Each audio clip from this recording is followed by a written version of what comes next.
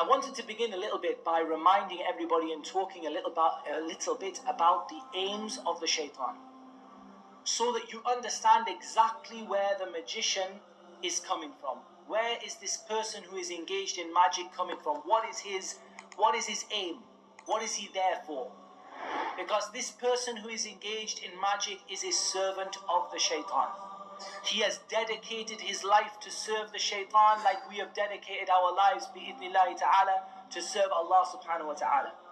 And just like you spend your day thinking about how you are going to serve Allah subhanahu wa ta'ala, and how you are going to dedicate your life to Allah subhanahu wa ta'ala, and how you dedicate your worship to Allah subhanahu wa ta'ala, then this khabith, this la'een alayhi la'natullahi wal malaikati wal nasi ajma'in, this person spends his day thinking about how to serve the shaitan and about how to further the aims of the shaitan on the earth.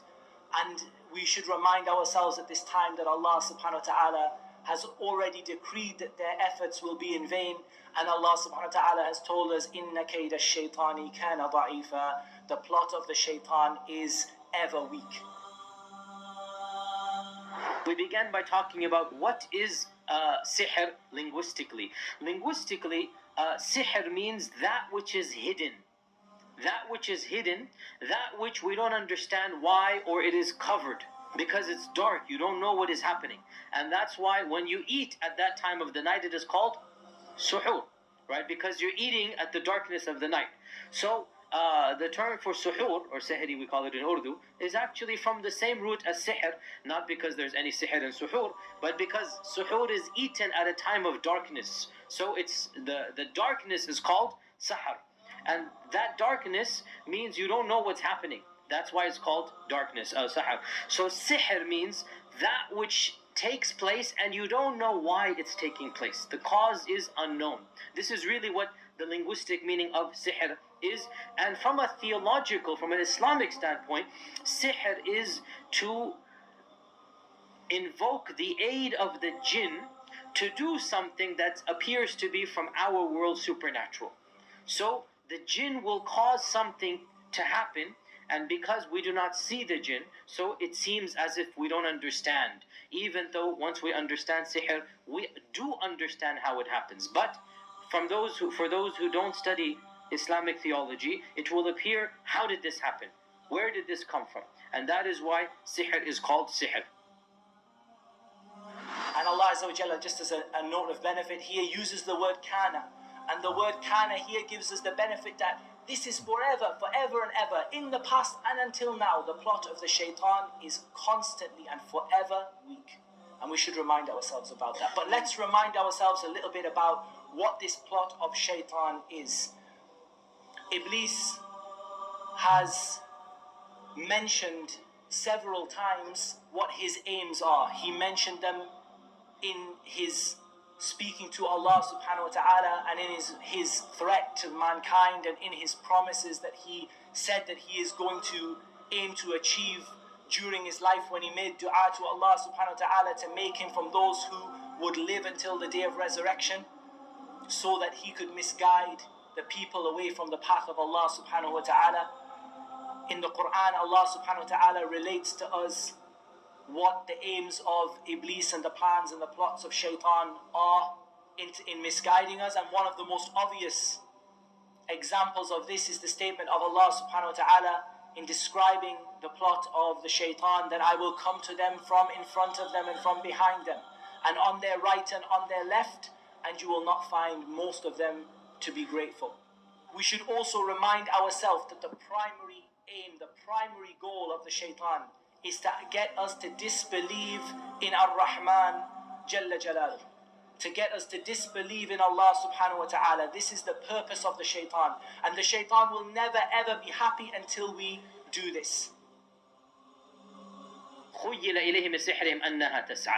They made it appear from their magic as if the ropes were moving. As if the ropes were moving. So, and in another verse, Allah says, "Saharu a'yun nas." They bewitched the eyes of the people. So this shows us that at some occasions, not all of them, magic is not actually real. It's an illusion. Because according to the ayat, The ropes were not moving. سحروا أعين الناس. They bewitched the eyes of the people. And in another verse, they made it appear through their magic that the ropes were wiggling. And therefore the ropes were not actually wiggling. Remember, what did Musa do? The Musa converted his staff to an actual snake, right? This is what he did, a real live snake.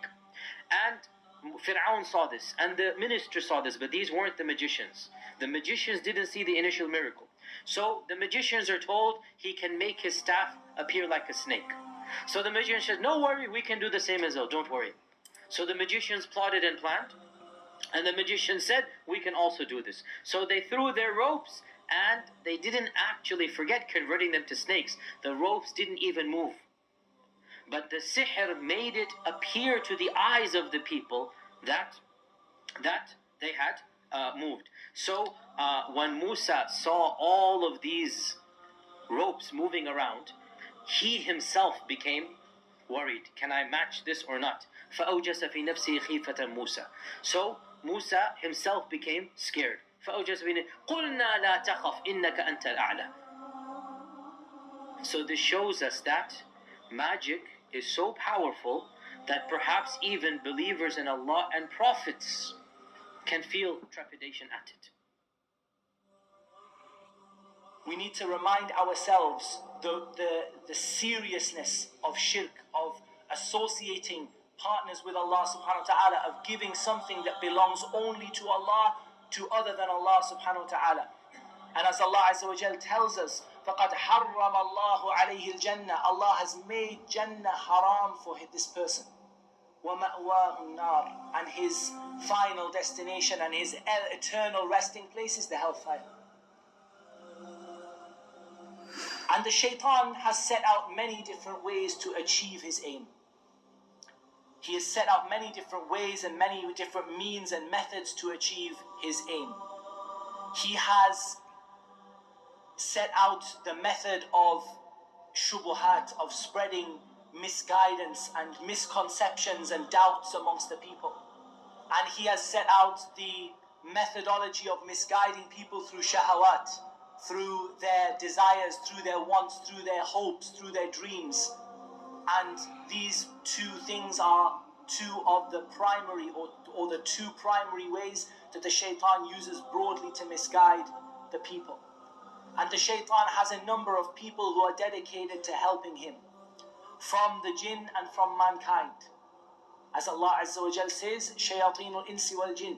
Shayateen from amongst the men and from amongst the jinn, who are dedicated to helping the shaitan, dedicated to furthering his aims, who have submitted themselves to him and who have joined with him in his goal for all of us to disbelieve and all of us to be from the people of the hellfire. This is the goal of the shaitan.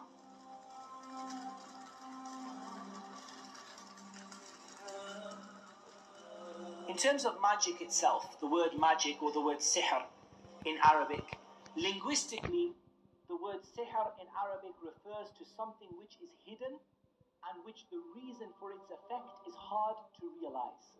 It's hard to find the reason for its effect. This is what linguistically the word sihr means in Arabic. Some of the scholars said magic is to turn somebody away from something, or to turn somebody towards something, to make somebody love someone, or to make somebody hate someone against their will. And as we can see, this is not a comprehensive definition of magic. This is simply describing some of the characteristics or some of the effects of magic. And we find these different definitions amongst the ulama of Islam. Some of them defined magic by describing some of its effects. Some of them defined magic as describing the method that the magician used, and some of them had a more general definition of magic. So this first definition is that magic is to turn somebody away from something, or to turn somebody towards something, to make somebody love someone, and to make somebody hate someone, i.e. all of these things against that person's will. Abu Muhammad al-Maqdisi, rahimahullah, said that magic is spells, incantations, amulets that are blown on, that the magician blows on with his foul breath and his foul spittle, that he blows on these things. And he does so to affect the body, to affect the heart, to affect the mind, and so he kills some and makes them sick, and others he makes their marriage break up, but none of this happens except with the permission of Allah Azza wa Jal. A more comprehensive definition of magic is to say that magic is a contract, an agreement between the magician and the jinn. And it is a contract made up of two parties. The first party is the magician, and the second party is the jinn. And the magician says, I will do some stuff for you and you will do some stuff for me. And we will make this agreement between ourselves.